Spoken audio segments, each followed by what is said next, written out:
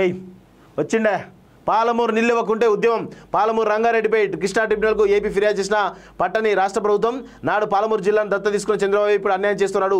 రేవంత్ పాలనలో కేసులు డైవర్షన్ డ్రామాలు చిత్తశుద్ధి ఉంటే ఢిల్లీకి అఖిలపక్షాన్ని తీసుకెళ్లే మాజీ మంత్రి శ్రీనివాస్ గౌడ్ డిమాండ్ అంటూ చూస్తా ఉన్నాం. సో శ్రీనివాస్ గౌడ్ గారు మీరు చెప్పాలి, పాలమూరు రంగారెడ్డి ప్రాజెక్టు పూర్తి అయిపోయింది, పాలమూరు మొత్తం కూడా సస్యామలం అయిపోయిందని చెప్పేసి గతంలో మీరు మంత్రిగా ఉన్నప్పుడు కేసీఆర్ వచ్చి ఒక పంపును విడుదల చేసి చెప్పిండు కదా. మరి ఏమైంది పాలమూరు రంగారెడ్డి ప్రాజెక్టు? ఎందుకు వివక్ష ఈ 10 సంవత్సరాలు మీరు ఎందుకు పూర్తి చేయలేకపోయారు?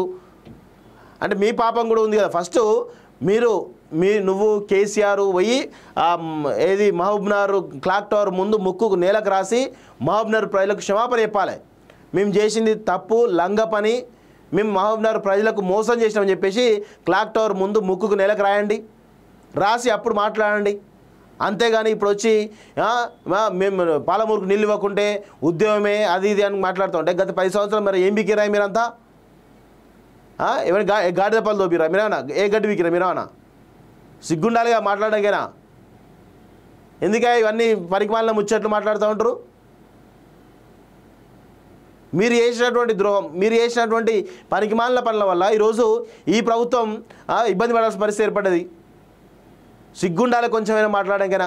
10 సంవత్సరాలు ఏం చేతగాలే మీకు. ఆ పాలమూరు రంగారెడ్డి కనీసం పూర్తి చేద్దామన్నారు, సోయి లేని చేతగా దద్దమ్మలు మీరు మాట్లాడుతున్నారా? అసలు మీకు మాట్లాడే నైతిక హక్కు ఉందా? ఏది లేదు మీకు, ఏం లేదు. ఉట్టిగానే ప్రభుత్వం మీద బదనాం చేయాలి, బట్టగాల్సి మీద ఇదే తప్ప వేరే ఏది కనబడుతుంది మీ దగ్గర. పాలమూరుకు రాజకీయ గండం ప్రాజెక్టును అడ్డుకునేందుకు ఏపీ యత్నం. తెలంగాణ సర్కారు చర్చలు జరిపినా స్పందించని కేంద్రం. కంప్లైంట్స్ రిపోర్టులు ఇచ్చిన డిపిఆర్లు వెనక్కి పంపిన సిడబ్ల్యూసీ. నీటి కేటాయింపులపై లెక్కలతో పాటు గత జూన్ నెలలో వివరించిన అధికారులు అయినా ప్రాజెక్టును అప్రైజల్ లిస్టు నుంచి తొలగించడంపై అనుమానాలు. ఏపీ నేతలు కేంద్రంలో చక్రం తిప్పి ఉంటారన్న సందేహాలు. ఆది నుంచి పాలమూరు ప్రాజెక్టుపై కేంద్రం మీనమేషాలంటూ చూస్తూ ఉన్నాం. సో దీనిపైన చాలా విషయాలు మనం మాట్లాడవలసి ఉంది. ఎందుకంటే పాలమూరు రంగారెడ్డి ఈరోజు పాలమూరు రంగారెడ్డికి ఇంత పెద్ద ఎత్తున నష్టం జరుగుతుందంటే దానికి పునాదులు వేసినటువంటి కేసీఆర్ నుంచి మాత్రం. ఎందుకంటే 10 ఏళ్ళ అధికారం నుండి పాలమూరు రంగారెడ్డి ప్రాజెక్టును ఒక 17 పంపులుంటే ఒక పంపును మాత్రమే రిలీజ్ చేసేసి మొత్తం అయిపోయింది. ఆ పాలమూరు సస్యామలం అని చెప్పినటువంటి కేసీఆర్ మరి దీనికి బాధ్యత వహించాలి.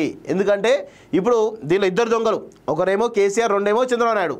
చంద్రబాబు నాయుడు ఏమో కేంద్రంలో చక్రం తిప్పి అడ్జేస్తూ ఉన్నాడు, ఇటు కేసీఆర్ ఏమో దీన్ని చేసిన పాపం కేసీఆర్ ఘనత ఇదంతా.